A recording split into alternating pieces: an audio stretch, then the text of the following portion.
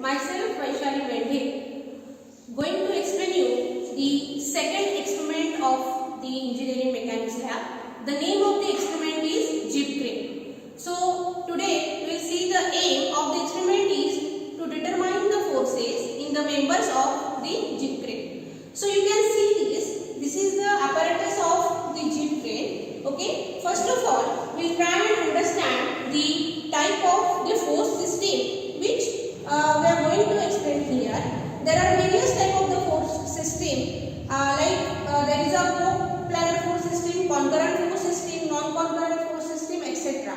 So this Jib Crane apparatus will be of the two-dimensional force system. As you can see that this is a plane, this is a x plane, okay, and this is a y plane, okay, and members of this Jib Crane will lie on the same plane, that is in x and y plane. So this type of the force system is called as a two-dimensional force system, and as you can see that this is the two members of the Jib Crane, and here we will apply a load of this type of the load will be applied here. So as you can see that all these three forces or these three members, okay, that will meet at one common point. So this type of the force system we can call it as a co-planar concurrent force system. Concurrent force system means all forces will meet at one point. Okay, so now we will see how to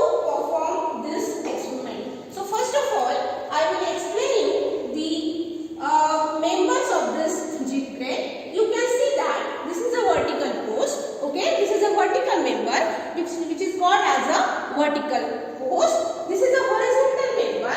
Here this member is called as a tie member, and this is the inclined member which is called as a Jib member, okay. And here you can see that I will apply a force like this, so you can see that this member is going to be stretched and this member is going to be compressed. So the force which is developed along this member which is called as a tensile force, and as you apply the load here this member is going to be compressed. So this type of the force is called as a compressive force. So the nature of the force, we can see that this is a tensile force will be developed in this member, and here the compressive force will be developed in the member. So our aim of the experiment is that you have to find out the force in tie member and force in Jib member experimentally, and you have to compare this force with the help of the theoretically, means that is one theorem is there that you can use that theorem.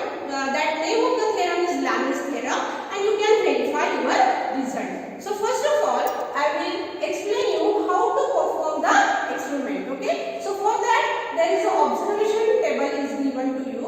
Okay, so first of all we'll see the observation table.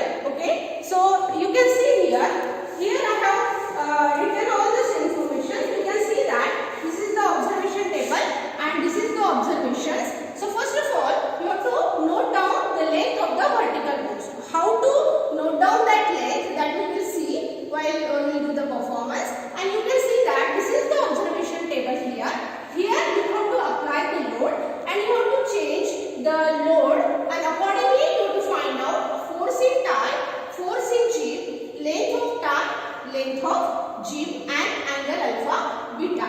Okay, and then you have to change the load and you have to take the different loading, and in every case you have to measure find out force in tie, force in Jib, length of tie and length of Jib. Okay, and then this is the second table which will gives you the result, that is you can write down the experimental values of force in tie, force in Jib, and same you can compare with the theoretical value of force in tie and force in Jib using the Lamy's theorem. Okay, so first of all we will perform the experiment, then I will explain you how to take the values of this, and then we will do the calculations.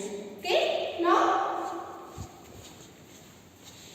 first of all as I have explained you, this is the length of the vertical post. So the apparatus which you will require here, that is you require one scale, you require one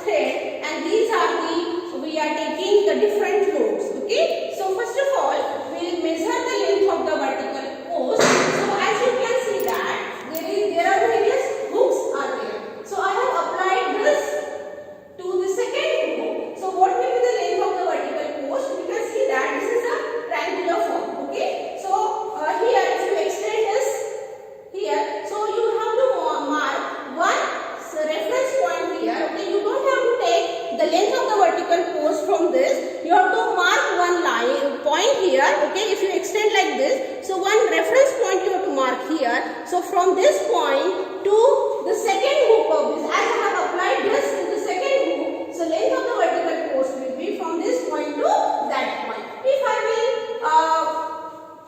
use this to the third or first hook, accordingly the length of the vertical post will be changing. Okay, so first of all we calculate the length of the vertical post using this grid, and then we will measure it on the scale. So I will apply this point here. So from this point to this will be the length of the vertical post. Okay, so I will measure this length. Okay, I will apply it on the scale. Okay, and then I will measure this. Okay, so as per my calculation, I got the length of vertical post is 94 centimeter. Okay, then initial length of tie and initial length of jib you have to measure. So that you have to take from the center to center distance. Okay, so as you can see that this will be your length of the vertical. This will be your length of tie member.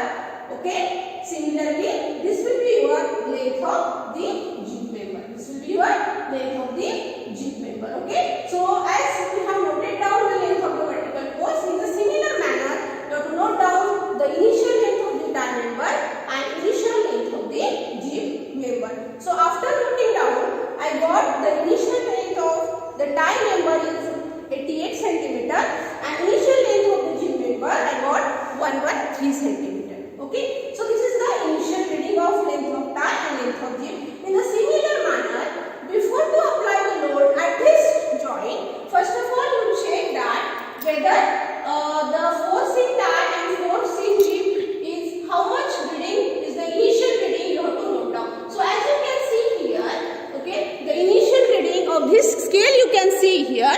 Okay, so this is the initial reading, it is set to 0. First of all you have to check that whether it is set or 0 or not. If it is not set to 0, you have to note down that much error. But as you can see that this is the scale, okay, of force in tie.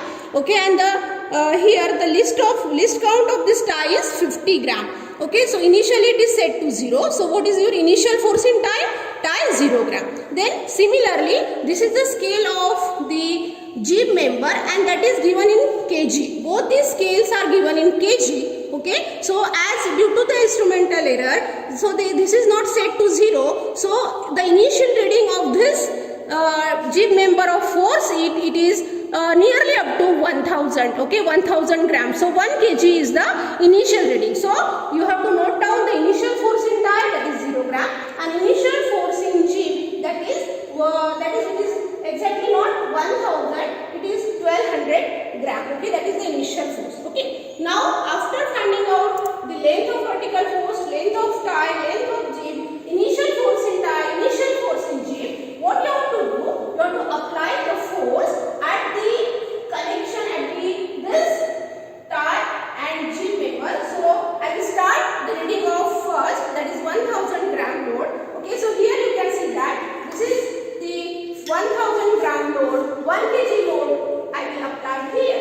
Okay, so after applying this force, you have to note down in the observation table, you have to note down the values of force in tie and values of force in jib. Okay, so by seeing this reading, I got the result of force in tie. You can see that after applying the force, the value of forces in tie will get changed. Initial was 0, now it is near about 1000, that is 1 kg force in tie, 1000 gram you got the result of force in tie. Similarly, you can see that the force in jib, it is near about 2300 gram. You can see this is scale, it is given in kg. So okay, so it is 2.3 kg, means it is 2300 gram first reading I got after the application of 1000 gram load. Okay, in a similar manner after this application of this load, at the same time you have to note down the length of the tie, and at the same time you have to note down the length of the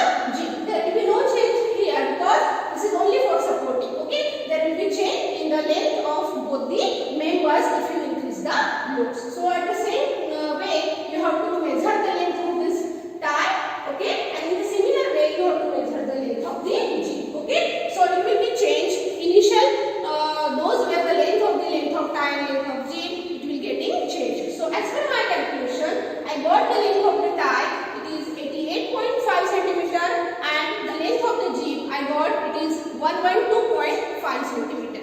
Okay, so this is the reading for first load of the 1000 gram, you can see.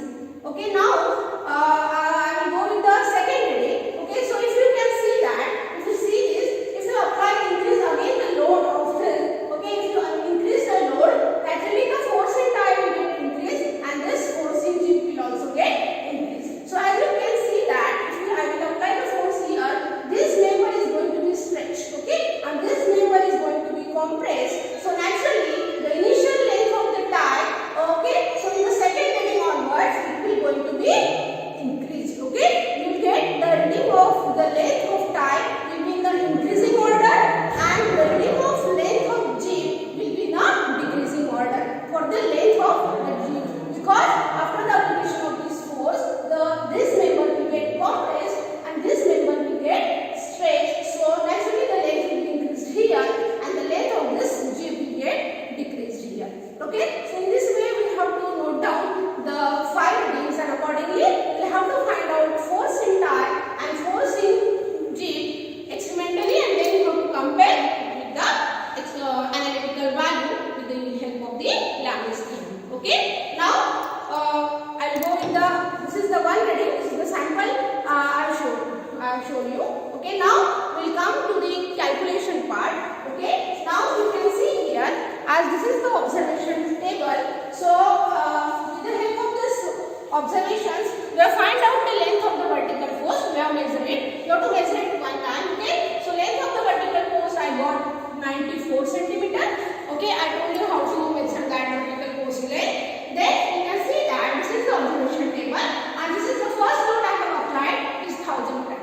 Okay, so for that I have measured force in tie, force in jib. Okay, so force in tie here it was 1000 gram and force in jib it is 2300 gram. And in the